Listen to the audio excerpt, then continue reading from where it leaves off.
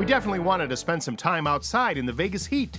The backyard marketplace was the perfect place for that. From tiny homes to smart grills, this section of the National Hardware Show will definitely be keeping us on our toes. So put on those hats, let's get outside.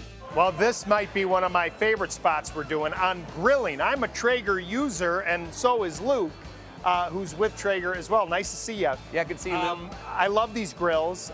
They are, I think, a lot of people think that they may be harder to use than you think, and that's not the case. For those that maybe aren't familiar with what Traeger is, give us a little 411. Think of a Traeger as an outdoor convection oven. Anything you can do in your indoor oven, you can do in a Traeger. But with the Traeger, instead of just spinning the heat, we spin smoke and sweet flavored smoke and heat around the food. So we use our wood pellets in the grill. You turn it on like your oven, hit ignite, let it warm up for 10 minutes. Now you're ready to cook, and you're cooking with real wood. And it's so easy, so simple. Anything you can do in your oven, you can do in a Traeger.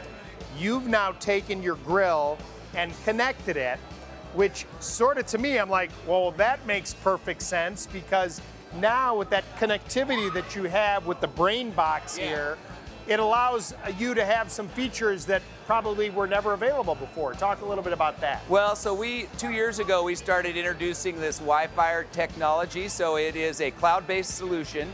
Once you connect your grill to your home network and you connect your phone to your grill, which is 4 easy steps, you now are fully in control of your grill from anywhere in the world. The only thing you can't do from your phone or your watch is turn the grill on. There's some liability issues there. Sure. But everything else you can do from your phone and your watch, and knowing that peace of mind of what your internal temperature of your meat is doing, what the temperature of the grill is doing, setting a probe alarm so that you know when your brisket gets to 160, it's time to wrap it. Right. But you might even set your probe alarm at 150 because you're at work a half hour away.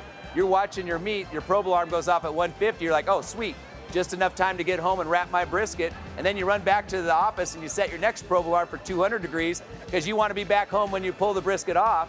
And if you are running late because your boss takes over for you and says you can't leave yet, you hit the keep warm button on your phone. That brings the temperature of the grill down from whatever you're cooking at to 165, which is the food safe temperature.